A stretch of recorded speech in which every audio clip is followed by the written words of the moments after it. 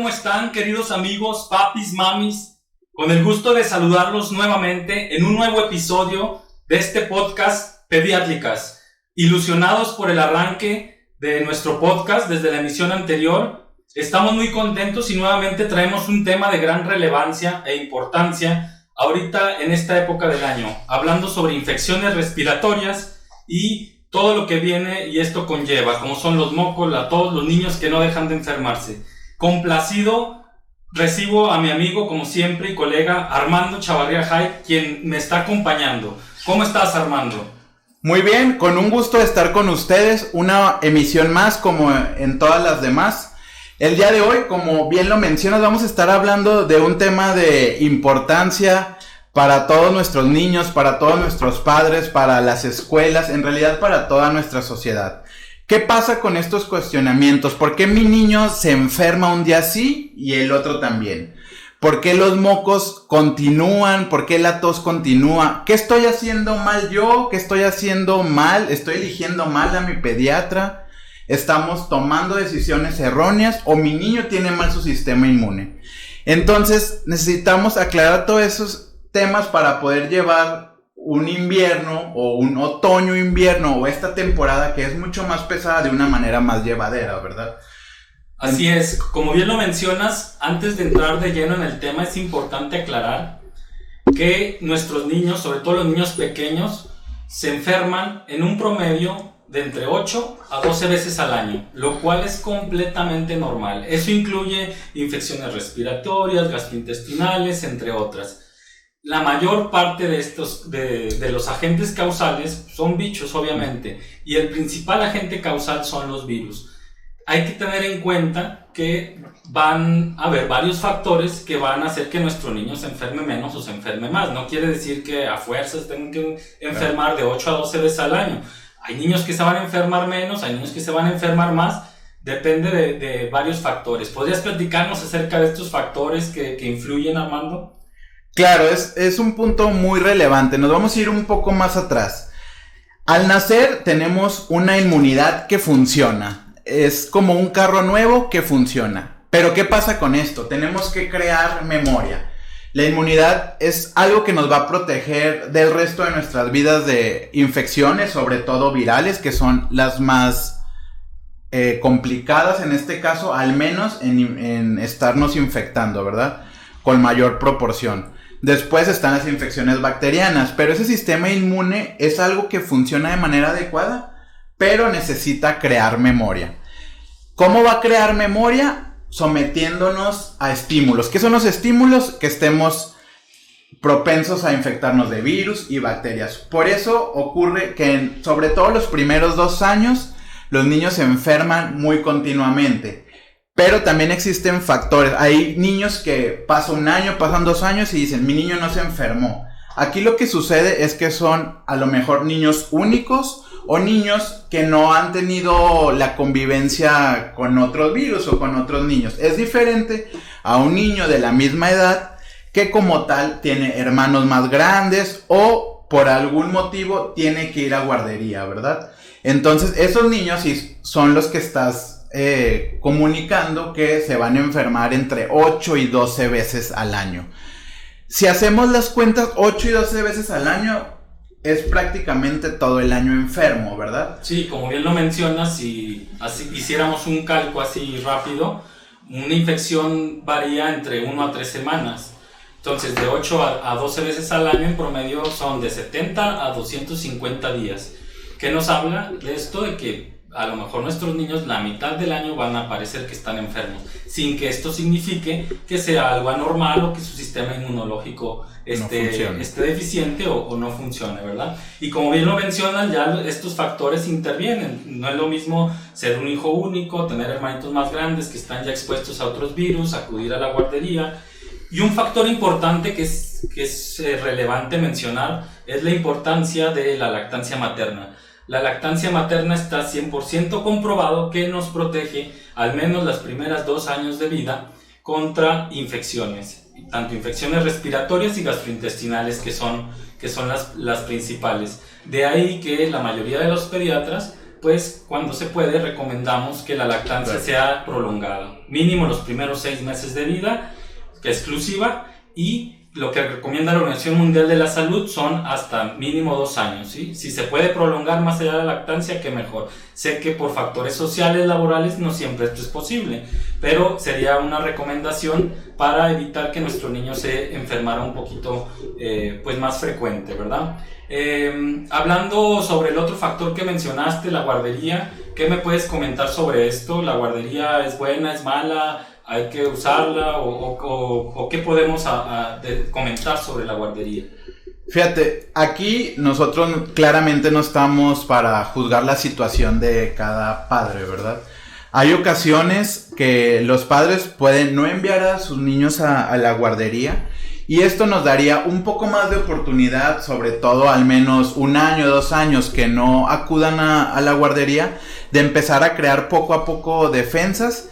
Y cuando lleguen a estar en guardería o en escuela, su sistema inmune esté un poco más fuerte, y al momento de recibir todos los estímulos que en algún momento de su vida los van a recibir, sus enfermedades sean más leves. Pero claramente existe el otro caso.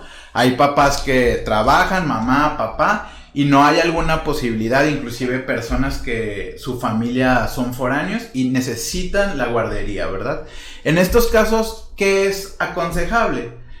Necesitamos hablar con los papás, decirles un panorama de lo que muy seguramente va a pasar, que se van a estar enfermando cotidianamente, y mantener la calma. Al tener información, nos vamos a dar cuenta que los niños sí se van a enfermar, pero afortunadamente las enfermedades deberán ser de leves a moderadas, ¿verdad? Entonces, como fines prácticos, pues la guardería, si se pudiera al menos retrasar un poco entrar, sería lo adecuado. Pero si no se puede, hay que adaptarnos a las situaciones de la vida y estar en comunicación con nuestro pediatra para poder mantener la calma, no alarmarnos y no hacer medidas excesivas, que esas en ocasiones nos complican más un cuadro de lo inicial, ¿verdad? Así es. Muy importante lo que comentas. Y bueno, entrando un poquito ya de lleno en el tema específicamente de las infecciones respiratorias, hablamos de los agentes causales. Es importante conocer o saber que una infección siempre es producida por un bicho, no hay de otra. Puede ser lo más común un virus, una bacteria, un parásito o un hongo, ¿sí? Pero el 80-85% son los virus. ¿Qué virus tenemos? Tenemos infinidad, millones de virus. En esta época aumentan los virus, aumenta la concentración de infecciones, y esto es por diferentes motivos. Pero hablando de nombres, porque ahorita estamos atravesando una situación especial en donde el tema mediático de las redes sociales nos pone alertas, y a veces nos alerta de más o incluso nos desinforma, incluso llegando a decir que hay virus nuevos, que llegó un virus nuevo y que está afectando a los bebés, que está hospitalizando a los bebés. Aquí, importante decirlo, no hay nada nuevo.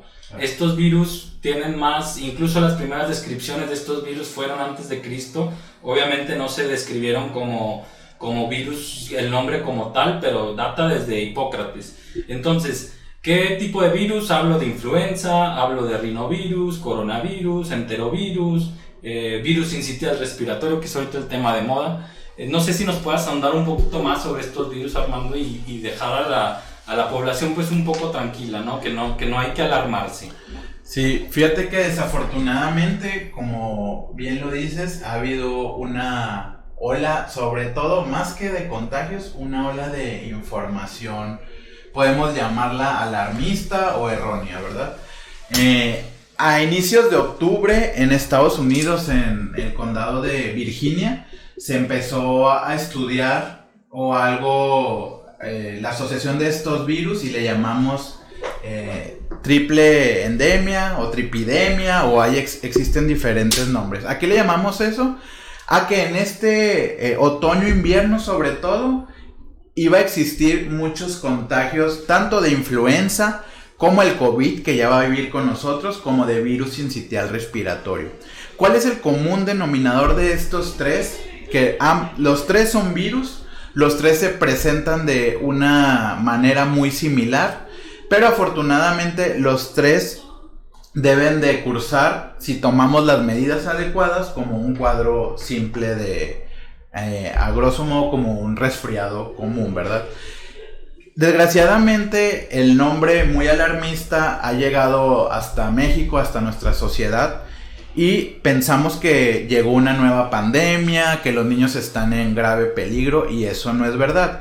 Lo que sí es verdad es que con el confinamiento y en estos 2 años o pues prácticamente ya 3 años que empezamos el aislamiento, estos virus como el sincitial respiratorio, como la influenza, como los rinovirus, como la parainfluenza que antes mencionaste, estuvieron, gracias a las medidas de protección, que es cubrebocas, lavado de manos y sobre todo el aislamiento de nuestros niños, porque ellos realmente no tenían contacto con otros niños porque no había escuelas, no tenían que ir a trabajar.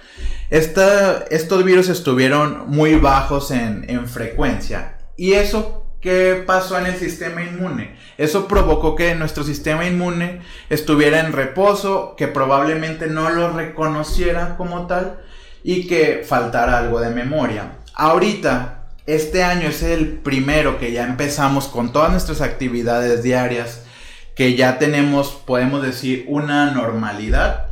Actualmente lo que está sucediendo es que nuestros niños nuevamente están reconociendo estos virus y por eso tenemos muchos virus circulando, ¿sí? Y estamos en el mero tiempo de otoño a primavera, que es la mayor proporción de estos virus, y por eso hay pues como tal en el imaginario social nos estamos dando cuenta que hay mucho estrés, ¿verdad? Entonces, estos virus ya existen, estos virus se tienen que tratar de manera sintomática, en dado caso preventiva, como en la influenza y el COVID, que ya existen vacunas, y en dado caso de tenerlos, sobre todo para la influenza, sí existe tratamiento.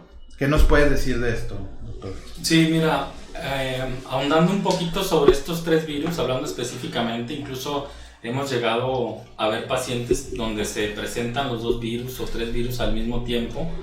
Y como tú dices, siempre han existido. Virus sincitial respiratorio, sobre todo, hay que tener precaución con nuestros niños pequeños, sobre todo niños menores de 6 meses. Puede producir, como tú dices, desde un cuadro gripal hasta una bronquiolitis, que es la parte final de los bronquios, donde se llenan de moco y se inflaman. Sin embargo, esto siempre ha existido, incluso antes de la pandemia, y las medidas de tratamiento, como todos los virus, son medidas de soporte. Si hay fiebre, medicamento para que esté más confortable, mantener una adecuada hidratación, mantener despejada la vía aérea superior con aseos nasales y lactancia materna o en dado caso fórmula a libre demanda. Estas medidas de confort, sí me van a decir, bueno, suenan obvias y son muy, muy simples, pero esto es lo que, la parte del tratamiento. Sí hemos tenido pacientes hospitalizados, lo cual hay que decirlo y aclararlo, ha sido una pequeña proporción, no es la mayoría de los casos que estamos viendo. Y sobre todo, pues los motivos de internamiento es porque a veces pues sí hay rechazo de la leche, rechazo de las tomas, hay algo de dificultad respiratoria, pero el tratamiento pues es dentro del hospital, observación, líquidos, y en un periodo de 72 horas pues los niños están recuperándose sin hacer alguna otra medida extraordinaria y sin que se lleguen a complicar. Hablamos de los pacientes que hemos tenido hospitalizados, un pequeño porcentaje puede presentar complicaciones, pero aquí hay otros factores como una cardiopatía, alguna inmunodeficiencia. En caso de influenza, lo que mencionabas, afortunadamente pues ya hay vacuna, hay medicamento que no nos cura como tal la enfermedad, pero sí nos acorta los síntomas. Es decir, una influenza que nos va a durar una semana, 7 días, con el medicamento específico, sobre todo iniciado las primeras 48 horas, pues sí nos acorta los síntomas a lo mejor a unos 3 días. Hemos visto un aumento significativo de influenza. ¿Cómo se manifiesta? Es importante comentarlo para que lo detectemos. Fiebre de alto grado, estamos viendo niños con fiebres de hasta 40 grados, puede haber dolor de garganta, tos afónica, disfónica, puede haber dolor abdominal, diarrea, los niños más grandecitos refieren dolor de piernas. Entonces hay que ser ahí, detectarlo para iniciar tratamiento temprano, pero insisto, independientemente de lo que les comento, el tratamiento presentan buena evolución sin llegar a complicarse. Y ahorita que menciono un poco de la inmunidad, lo que mencionabas de la inmunidad, que es algo sumamente importante, el sistema inmunológico en la pandemia entró, yo les digo a mis pacientes, en un stand-by. ¿Por qué? Porque dejaron de reconocer virus, pero sí hay medidas para fortalecer el sistema inmunológico, y creo que la medida más importante y con la cual sí hemos tenido algo de problema, sobre todo con las instituciones, porque creo que están un poquito desactualizados sus protocolos, es sobre la vacunación. Hablando específicamente, para virus sincitial respiratorio lamentablemente no hay vacuna, pero hablando específicamente, por ejemplo, de influenza, lo cual se recomienda iniciar la vacunación temprano, inicios de octubre, para alcanzar la inmunidad, que es más o menos se logra unas 3-4 semanas, entrando la época invernal, alcanzar la inmunidad. Pero ¿qué está pasando con la vacuna de influenza, Armando? No sé si puedas platicarnos un poquito más y andar sobre esto, de qué es lo que pasa con las instituciones. Sí, mira, realmente ahorita estamos teniendo, problema con el abastecimiento de la vacuna. 2, tenemos una campaña tardía. 3, se está juntando con que el inicio o el pico más alto de la influenza, en este caso, normalmente lo esperamos para enero, febrero, inclusive a finales de marzo, y actualmente empezó en finales de octubre y lo tenemos en inicios de noviembre. Y la mayoría de los pacientes no han sido vacunados, o niños de 6 meses apenas tienen su primer dosis, sabiendo nosotros que de la vacuna a que empiece una protección adecuada tenemos que esperar aproximadamente entre 15 y 20 días. Entonces esto nos está dando mucho problema.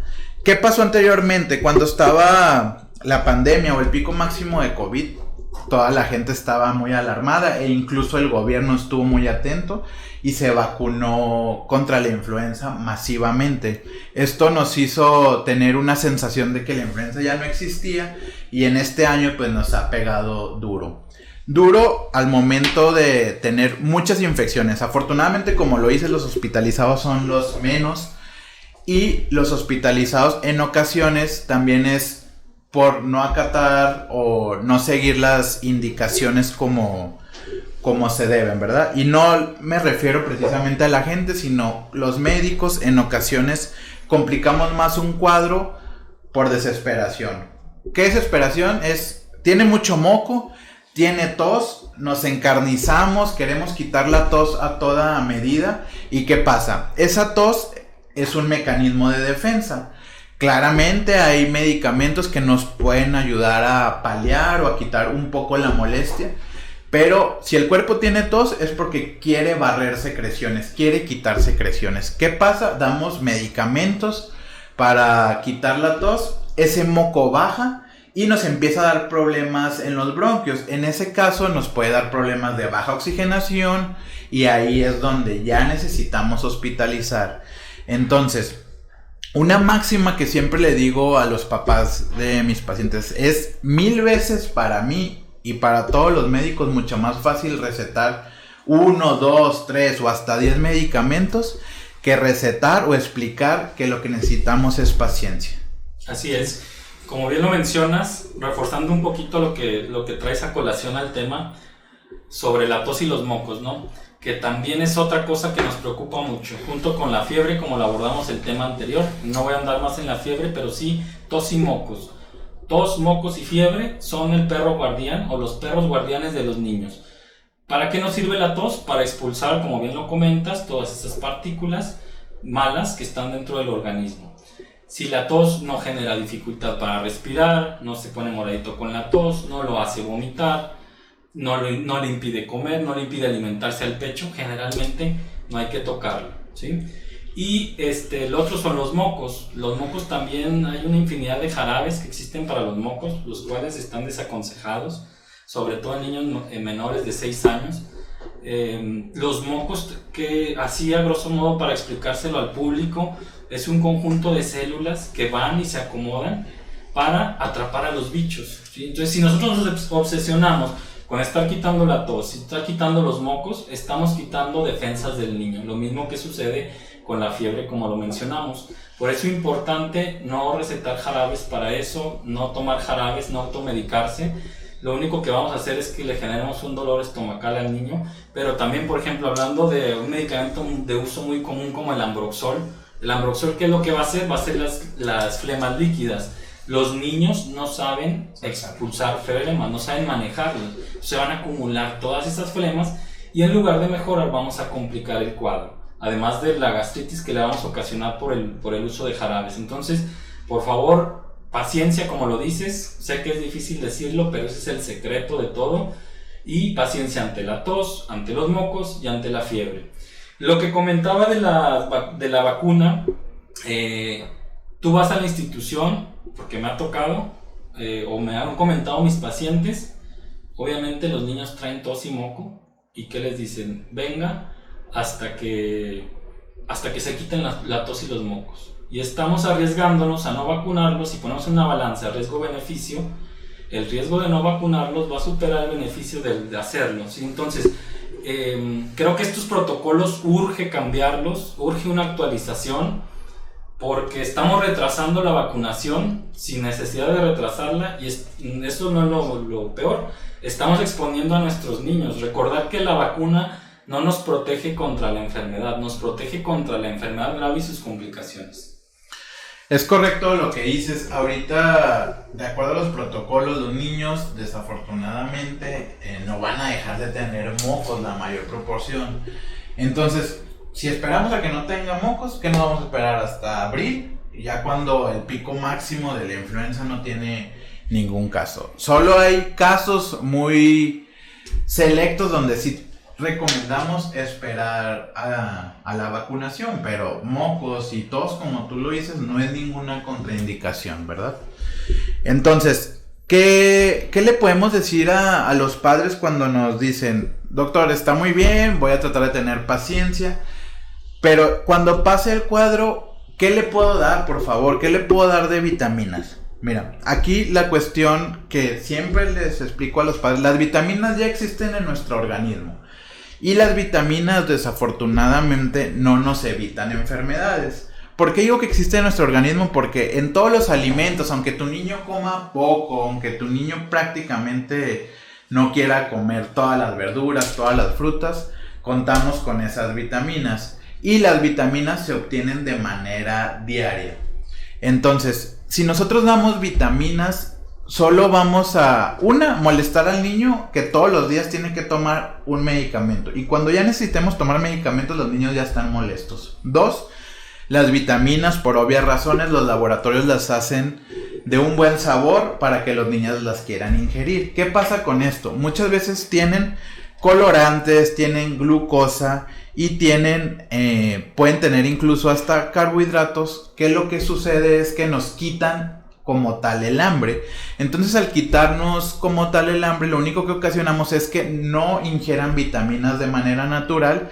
Entonces no vamos a ayudar en nada. Se ha estudiado y recontraestudiado, ahora que nuevamente llegó una pandemia como la del COVID, el uso sobre todo de la vitamina C y el zinc, que es lo que más nos preguntan.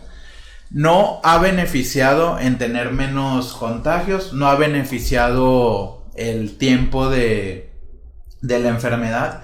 Entonces, yo les digo, si quieren, pueden conseguir las vitaminas, pero no va a tener ningún beneficio. Yo les aconsejo que no usen vitaminas, en este caso, ¿verdad? Así es, como bien lo comentas, creo que esto es más un efecto de marketing, que pues obviamente quien produce las vitaminas les genera rendimientos económicos importantes, pero es algo que tiene muy arraigado la población.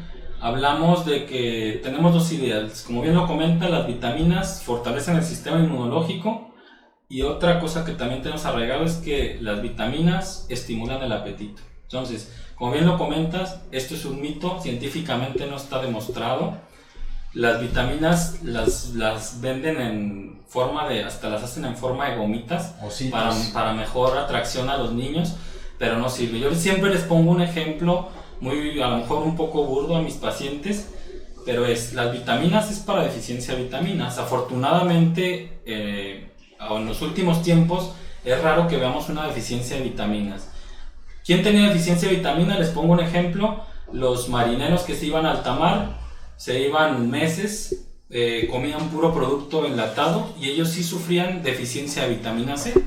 Llegaban con la enfermedad que es por deficiencia de vitamina C y obviamente pues ahí es el caso en que se necesitan las vitaminas. Entonces, en términos generales, vitaminas no sirven para fortalecer el sistema inmunológico, no estimulan el apetito, no está demostrado, ni las vitaminas, ni la homeopatía, ni nada de eso. Entonces, por favor no gasten dinero, no las usen, no van a funcionar para nada. Ahorita que ya abordaste el tema de los mitos y de las costumbres que tenemos arraigados, hablando de las infecciones respiratorias, hay otra cosa que tenemos bien arraigado. No sé si nos puedas explicar acerca de que el frío es el culpable de que nos enfermemos, que el frío enferma, que andar descalzos enferma, que tomar frío nos enferma. Como bien lo comento, las infecciones son por bichos, pero ¿por qué asociamos al frío con las infecciones? Sí, exactamente. Como bien lo dices, totalmente arraigado en nuestra sociedad que el frío, salir con el pelo mojado, andar en el caso de nuestros niños descalzos, inmediatamente va a hacer que se enfermen. Esto no es así. Los bichos no entran por los pies, los bichos no entran por el cuello, no entran por las manos. Aquí la pandemia, si algo nos dejó positivo, es un poco más de información en nuestra sociedad. Sabemos que los virus tienen maneras de entrar a nuestro organismo. Por ejemplo, con el COVID, ¿qué es lo que nos ayudaba? El COVID, como lo dije, es un virus, entonces esas medidas nos ayudan para todos los virus. ¿Qué nos ayudaba? Tener un cubrebocas, estar aislados, el aseo correcto de las manos. No nos indicaban que nos pusiéramos guantes, no nos indicaban que nos pusiéramos calcetas hasta las rodillas. Entonces, pero ¿por qué hay esta confusión o esta información que muy seguramente te han dicho en la consulta? Ok, doctor, usted dice que el frío no enferma, pero ¿por qué se enferman en frío? Porque eso es totalmente correcto. Los pacientes, los niños e inclusive los adultos nos enfermamos más en esta época del año. Esto es por dos cosas muy importantes. Una es porque los virus, su medio más ideal para poder andar en el ambiente e infectar, sí es una temperatura fría. Y segundo, es bien importante saber que estos virus abarcan de un tiempo de otoño a primavera. Entonces, sí, lo que mencionamos al principio, a lo mejor las 8 o 12 enfermedades o 12 periodos de enfermedad que nos dan en el año, a veces se comprimen o se compactan en esta etapa. Entonces, por eso se juntan muchas enfermedades. Pero como tal, como lo dijiste, el cuerpo se enferma por algo nocivo, algo que nos ataca, ya sea virus, bacteria, hongos o algunas otras cosas, pero tienen que ser patógenos. El frío por sí solo no enferma, ¿sí? Y otra cosa también mencionarlo, que es que en esta temporada, en esta época, obviamente por el frío, estamos más hacinados, estamos más juntos, incluso en las escuelas, en las guarderías, estamos menos ventilados, no abrimos las ventanas, no ventilamos la habitación, incluso a veces usamos uso de calefacción. ¿Cuál es la calefacción? Pues despide un gas que se llama dióxido de carbono y todo eso hace que se concentren más los virus y genere la transmisión, ¿sí? O que el hecho de que no esté ventilado, las partículas de la saliva, ahí duren más los virus y eso sea propicio para la infección, pero no es que el virus genere como tal la enfermedad, ¿sí? Sino que ese hacinamiento y esa conjunción hace que esos bichos proliferen. Y la otra cuestión que sí va un poco relacionado, pero sobre todo al aire frío, es por eso es importante, a lo mejor yo no digo que se cubran los pies, pero sí es importante, sobre todo a los niños más chiquitos, cuidar las vías respiratorias superiores, lo que es la nariz y la boca. ¿Por qué? Porque sí el frío genera ahí alguna alteración de los cilios y de la mucosa nasal, lo cual nos protege normalmente, pero con esa irritación generada por el frío puede hacer que entren más fáciles estos bichos, ¿verdad? Entonces, pues esperemos que desmitifiquemos esto sobre el frío. No sé qué nos puedas comentar acerca de recomendaciones, ya hablamos de lo que no funciona, pero ahora vamos a hablar de lo que sí funciona, que aunque sean medidas lógicas, digan, pues sí es cierto, o eso ya lo hacemos. ¿Qué medidas están demostradas que sí funcionan? Sí, es correcto. Quizá nos estén escuchando, nos estén viendo y van a decir, pues nada funciona, ¿verdad, doctor? Entonces, ¿qué podemos hacer? Sí existen cosas que funcionan, sí existen cosas que debemos hacer. La Academia Americana de Pediatría y la Sociedad Europea para el Buen Actuar de los Médicos nos aconsejan, en caso de cuadro respiratorio, como bien lo dijimos, la mayoría son virales. La primera medida es educación del cuidador, que es lo que intentamos hacer en la consulta.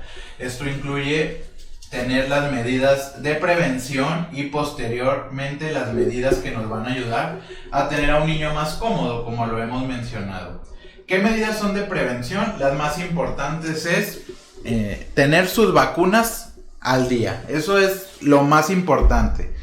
Toda la ciencia se ha enfocado en tenernos la mayoría de las vacunas para poder prevenir a nuestros niños, sobre todo de enfermedades graves, ¿verdad?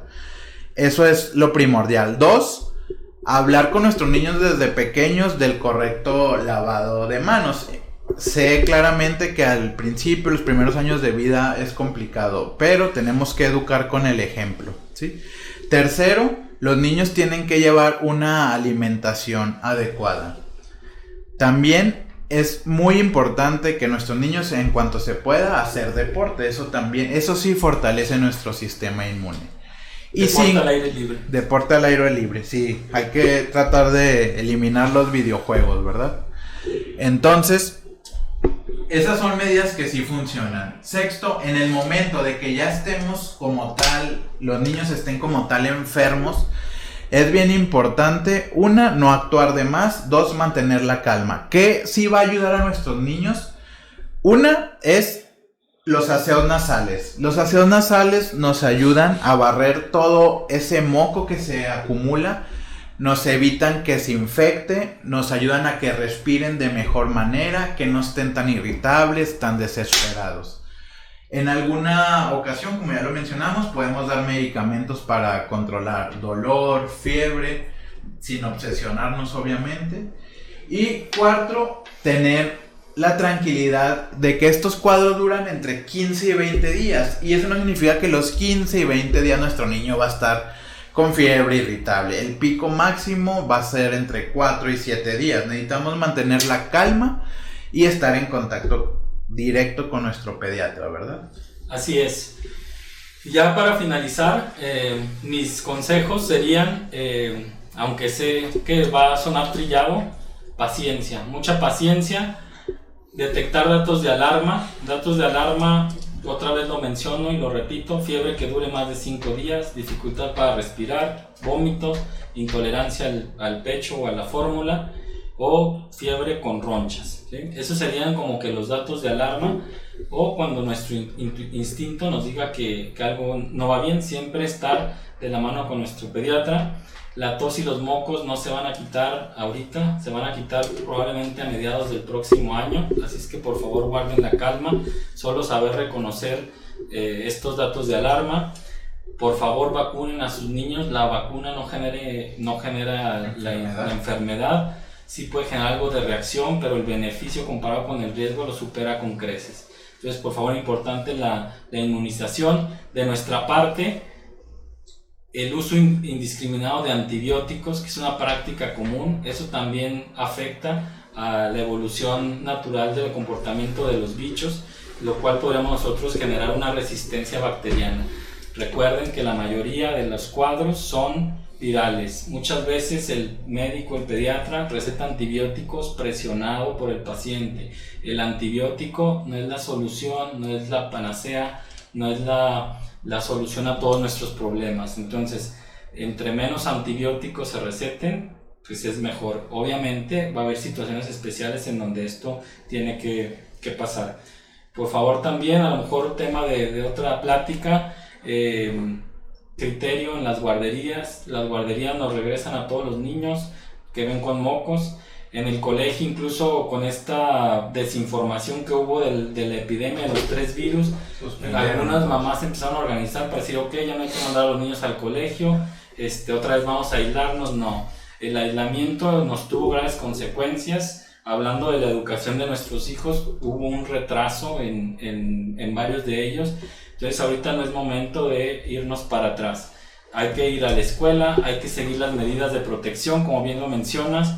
Cuando estén enfermos, uso de cubrebocas, lavado de manos, higiene, buena alimentación, deporte al aire libre. Y algo importante, sí, cuando hay una infección y el niño esté enfermo, respetar las restricciones, ¿sí? De acuerdo a cada virus va a variar, pero si te dicen que te aísles 5 días porque estás enfermo por influenza, por favor respete.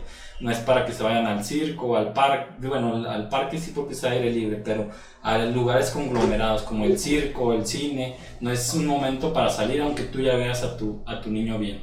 Entonces, pues esas serían mis recomendaciones. Encantado de estar aquí con ustedes en este episodio más y saludos. Por último, cierro con una frase de un filósofo suizo de la Ilustración. La paciencia es amarga, pero da frutos dulces. Gracias por acompañarnos. Nos vemos en la próxima emisión. Hasta luego.